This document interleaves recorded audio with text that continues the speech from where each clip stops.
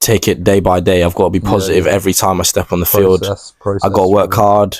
If it doesn't happen, it doesn't happen. I'm still the same person. I'm still Joel Anker without football. With football, you guys still knew me before I was really a footballer. I don't think much will change. But that's powerful, brother. Yeah, but if it happens, just like you've got a goal, you've got dreams. I've seen your business. You believe that you're going to make it and you're going to get to the place you want to be. But if it doesn't happen, you can't beat yourself up. You got to just give it your all, mate. And it sounds cliche, but that's just the way. I think that's the best way to look at kind of life. But if it does happen, fucking great. I'll still have a great reputation. I might have some money. I might be able to look after my family. Get a lot of positives out of that. So I always think the worst that could happen is you end up where you started. Exactly. Yeah. You know. So, but yeah, big respect. Thank you very much. Thank you very much, guys. Thank you. Freddie, talk to me. It's the dying question people have been wanting to know. Oh, your mum is FaceTiming this computer. No, she's not. Swear to God, Mum, Nicky Jamie. Yes, we're FaceTiming my sister. Yeah.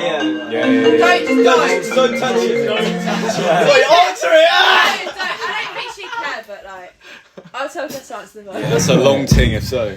Yeah, let's get it cracking.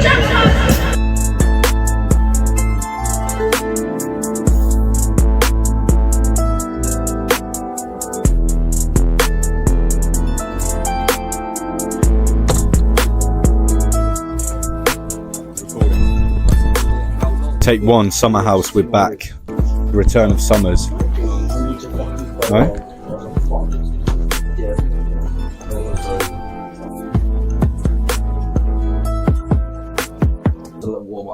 Well.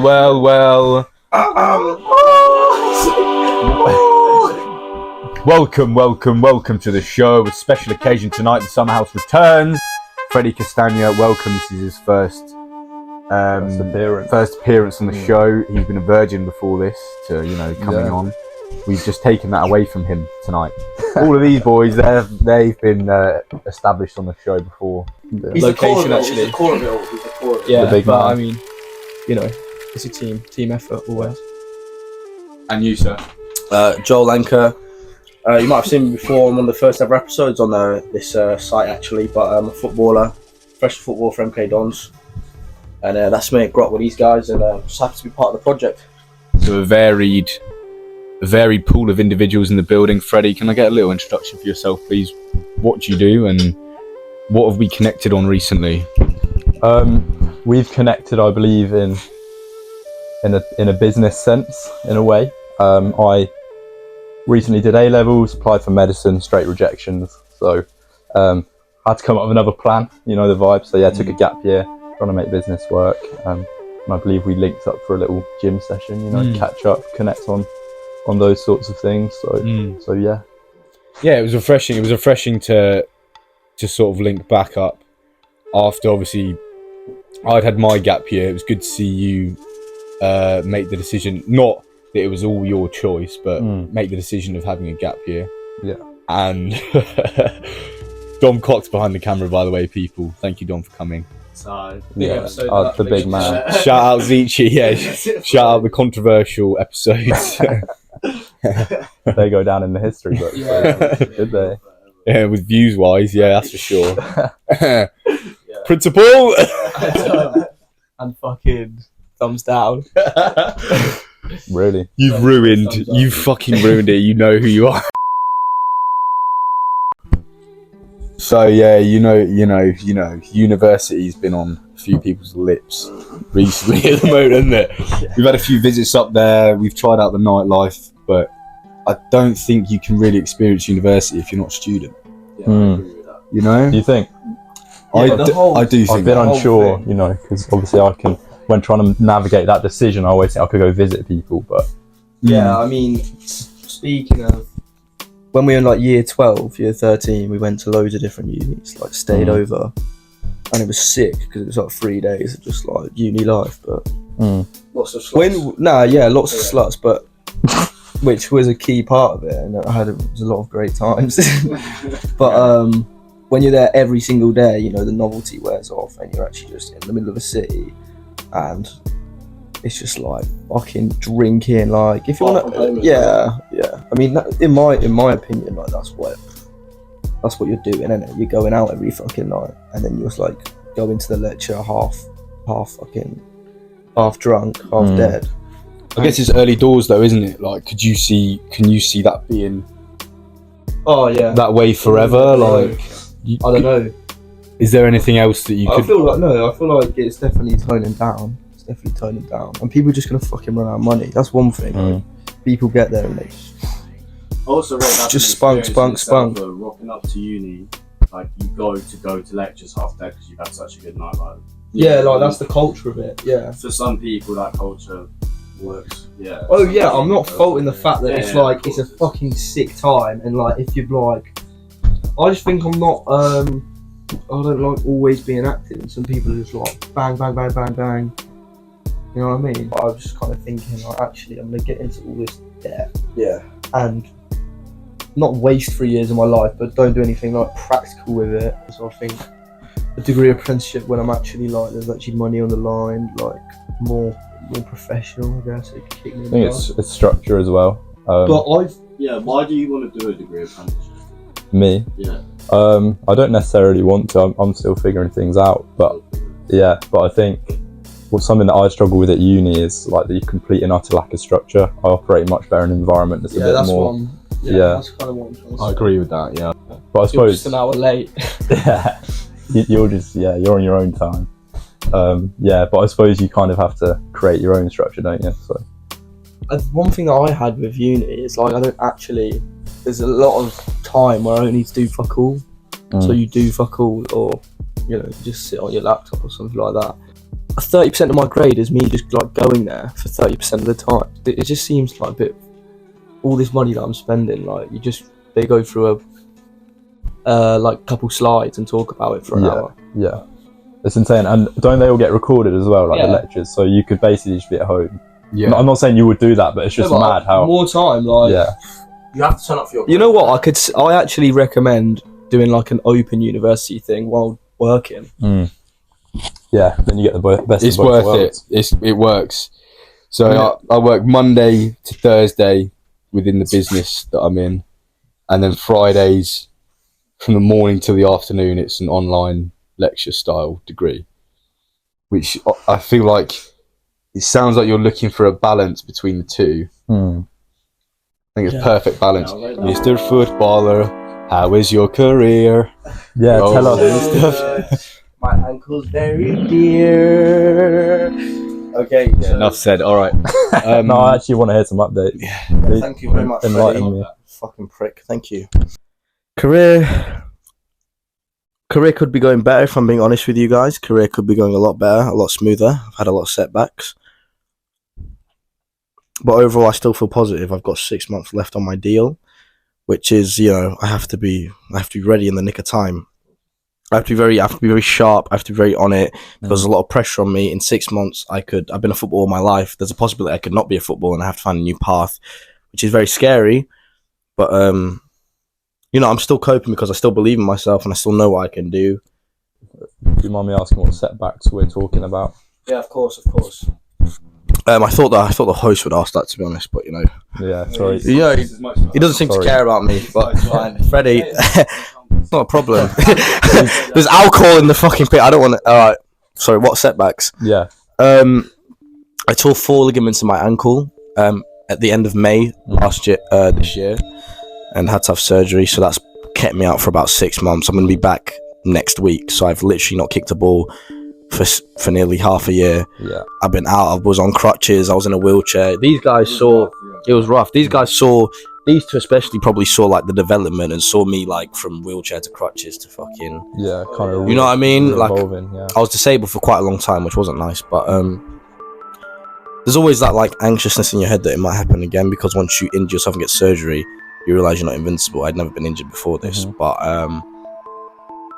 it's all about delusion in a high level, like competitive sport. It's every single athlete is delusional. We all think we're the best. I'm literally not even playing in the top league. I'm professional, but I'm not playing in the Premier League. I'm not even starting for a team like MK Dons, which is in the 4th division of English football. But in my head, I think I'm the best player in the world when I start playing football. I genuinely believe that. And I think that's what it takes, and that's the sort of like self-confidence you have to get anywhere in sport, because it's so ruthless, you know.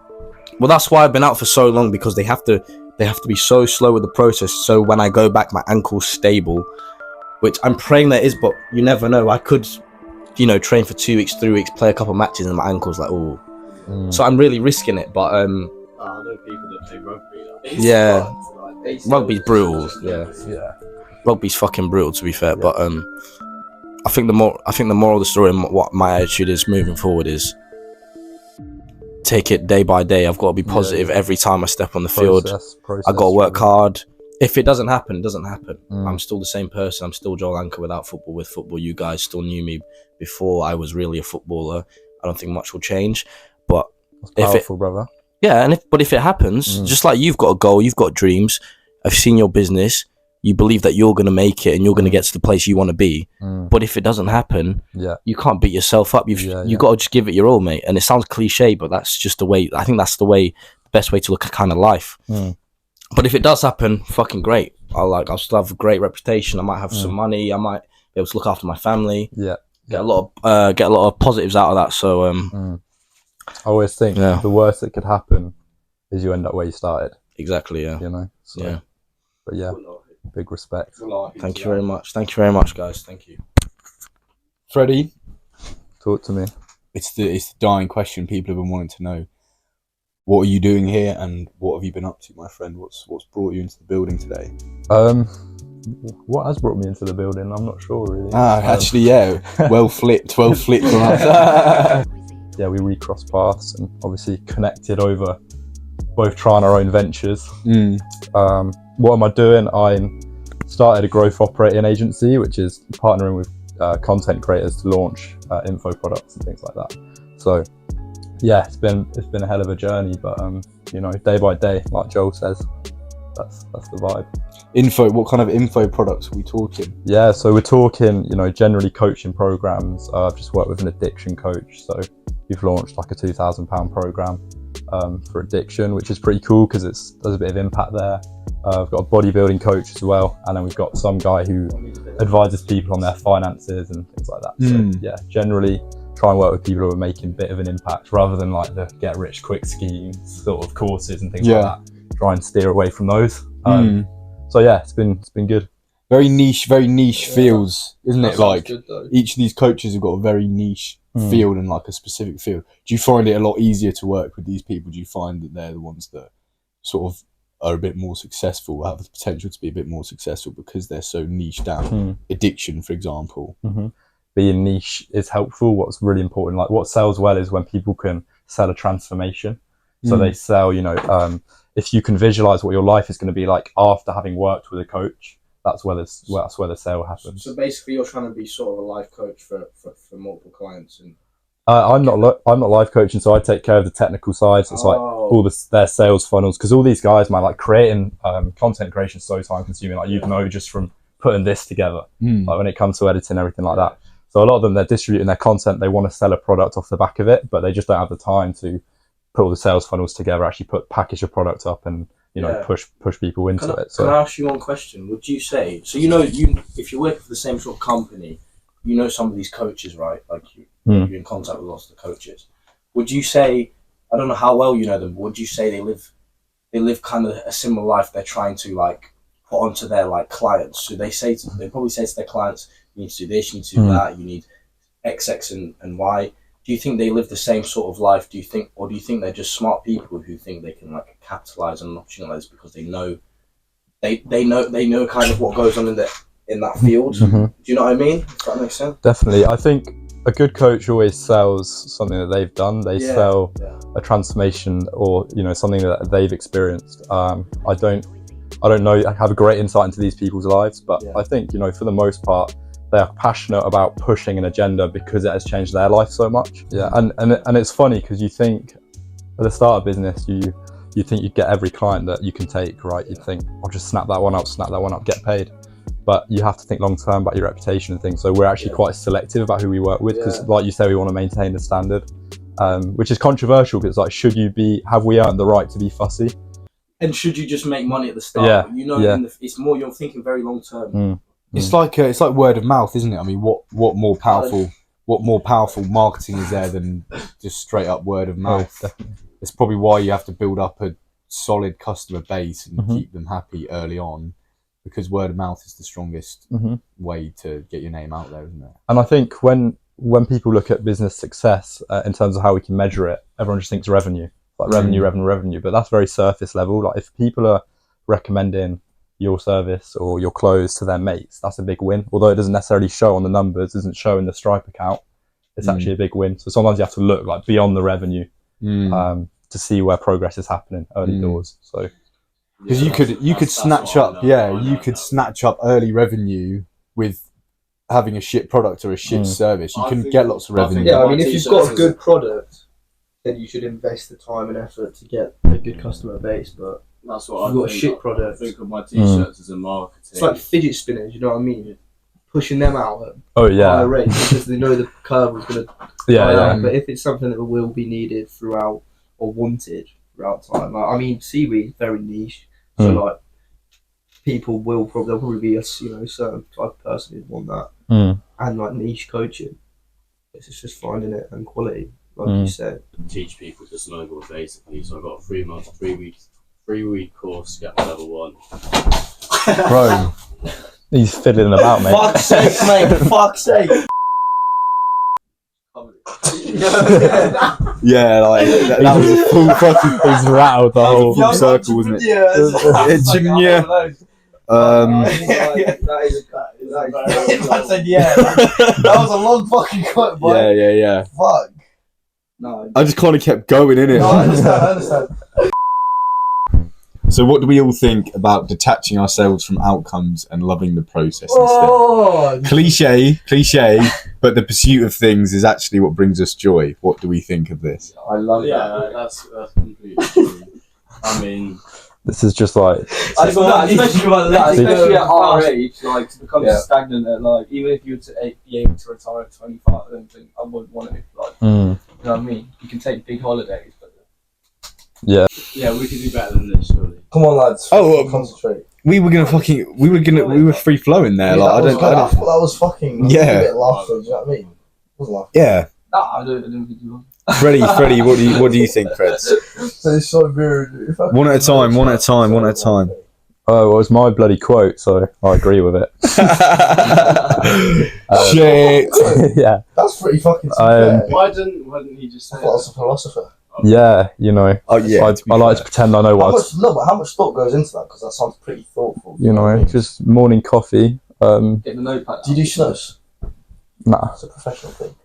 Okay, unpopular opinion. Yeah, go on. Being in a state of, in a state of anxiety and caffeinated and being a bit uncomfortable and a bit hot and fucking up in the moment are the ingredients for finding the perfect inner state to achieve and conquer. Mate, I agree. I become so stagnant when like I've got a decent amount of money on me. Like I can just, there's not really much pressure on me. But when there is, like I'm like, I'm really like, I want to get on that. It's like tunnel vision, isn't it? It's like tunnel vision. It's like, what more can I do? Fucking love that. What do you think, athlete? Yeah, tell us.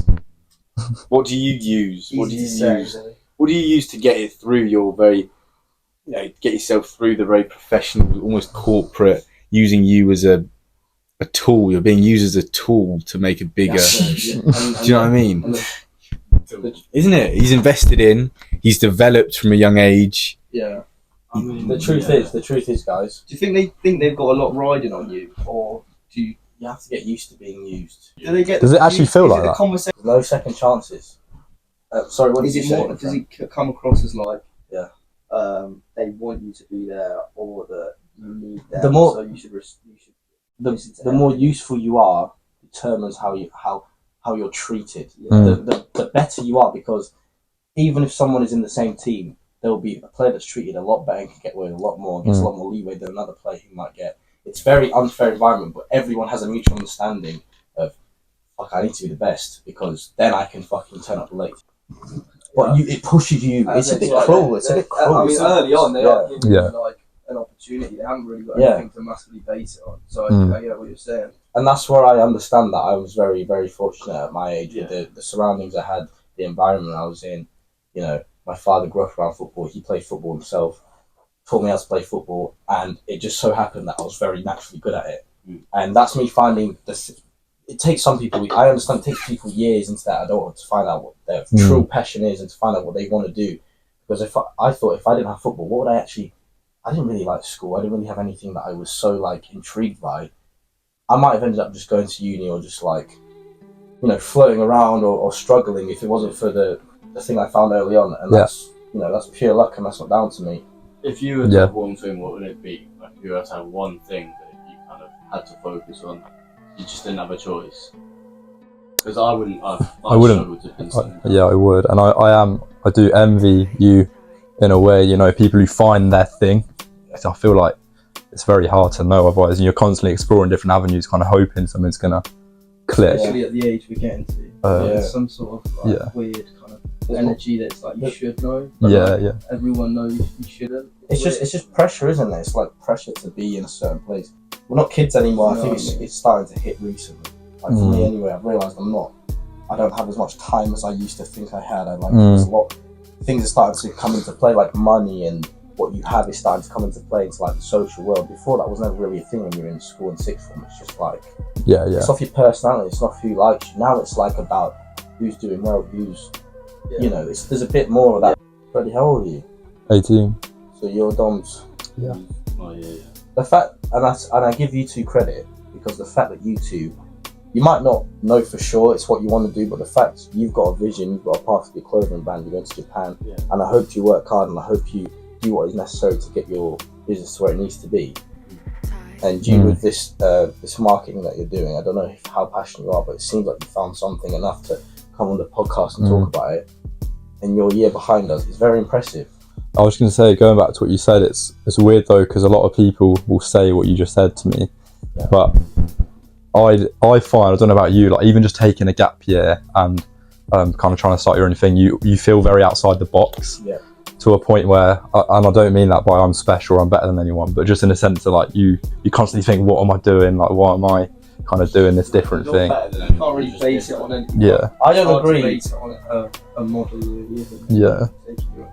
He just said not to think I'm special or better than anyone, but I don't see where that's to think you're better than someone or to think you're special. I don't think that's a crime, because realistically, subconsciously, for you to start a clothing business with the amount of clothing businesses there are, for you to go on social media marketing, the amount of companies there are, and you think in your head you're going to do well and everyone's going to want to watch you subconsciously. My throat needs a bit of cheers, bro. Throat needs to get a bit slippery. There's never liquids in here, Ross. You need to get a mini fridge or something. You need Hold that. your thought. You should also, because You need to stack it with water. spoken about this realistically on that other That'll keep Summerhouse bumping. Yeah.